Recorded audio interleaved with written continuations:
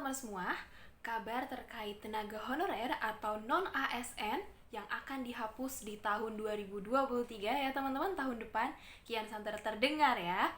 Nah, saat ini teman-teman sudah berjalan nih proses pendataan non-ASN di instansi pemerintah pusat maupun pemerintah daerah. Nah, sebenarnya kabar terkait non-PNS ini akan dihapus di tahun 2023 ini sesuai dengan PP nomor 49 tahun 2018. Jadi sudah cukup lama ya teman-teman. Namun proses untuk pendataannya saat ini baru aja nih sedang berlangsung. Nah teman-teman, sekarang nih ya, mungkin banyak dari teman-teman yang tadinya tenaga honorer ataupun tenaga non-ASN berharap agar teman-teman ini mempunyai kesempatan nih untuk bisa mengikuti seleksi P3K. Namun nyatanya teman-teman, tidak semua golongan ya ataupun tidak semua jenis pekerjaan di instansi pemerintah ini berkesempatan untuk mengikuti tes P3K ya. Karena ternyata teman-teman terdapat 7 golongan nih teman-teman yang akan dialihkan ke outsourcing. Nah, untuk sistem outsourcing ini teman-teman, baik itu dari segi upah maupun gajinya ya, ini akan dikembalikan kepada instansi yang mempekerjakannya. Begitu juga untuk jumlah kuotanya ya, ini bergantung dengan instansi masing-masing.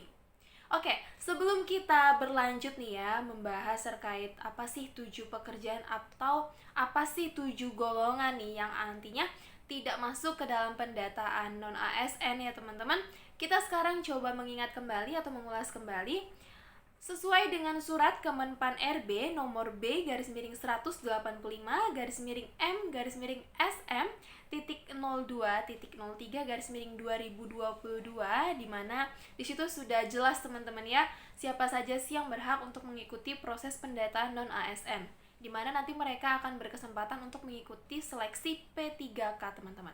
Kita lihat ya. Oke teman-teman, sebelumnya nih ya, ini adalah tampilan website untuk pendataan non-ASN teman-teman, dimana saat ini sudah dimulai nih ya untuk proses pendataannya.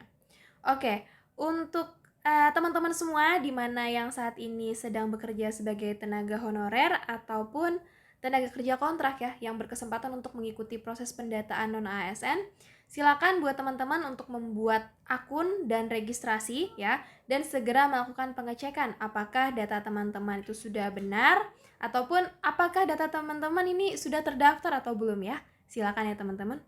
Oke, kita lanjut. Nah, ini adalah kategori di mana seseorang bisa untuk mengikuti proses pendataan non-ASN teman-teman. Yang pertama, berstatus tenaga honorer kategori 2 ya, yang terdaftar dalam database Badan Kepegawaian Negara dan pegawai non-ASN yang telah bekerja pada instansi pemerintah. Yang kedua, mendapatkan honorarium dengan mekanisme pembayaran langsung yang berasal dari APBN untuk instansi pusat dan APBD untuk instansi daerah, dan bukan melalui mekanisme pengadaan barang dan jasa baik individu maupun pihak ketiga teman-teman. Kita lihat syarat yang ketiga ya. Diangkat paling rendah oleh pimpinan unit kerja. Syarat keempat, telah bekerja paling singkat 1 tahun pada tanggal 31 Desember 2021. Nah, yang terakhir, berusia paling rendah 20 tahun, paling tinggi 56 tahun pada 31 Desember tahun 2021. Nah, itu adalah syarat-syarat ya teman-teman, di mana seseorang tenaga kerja honorer ataupun tenaga kerja kontrak ya, ini berkesempatan untuk mengikuti pendataan non-ASN, teman-teman. Oke? Nah, teman-teman, itulah syarat ya di mana seseorang ataupun tenaga kerja honorer yang berhak untuk mengikuti pendataan non-ASN, teman-teman. Namun ingat sekali lagi, pendataan ini bukan serta-merta bisa mengangkat teman-teman semua langsung menjadi ASN, teman-teman ya, ataupun langsung menjadi P3K, teman-teman. Karena kalian tetap akan mengikuti seleksi. Oke? Nah, tadi kita sudah membahas nih ya syarat-syarat untuk bisa mengikuti pendataan yang non-ASN. Sekarang kita beralih nih 7 pekerjaan ataupun 7 golongan yang dialihkan ke outsourcing? Kita lihat teman-teman. Yang pertama adalah pegawai Badan Layanan Umum. Yang kedua, pegawai Badan Layanan Umum Daerah, teman-teman.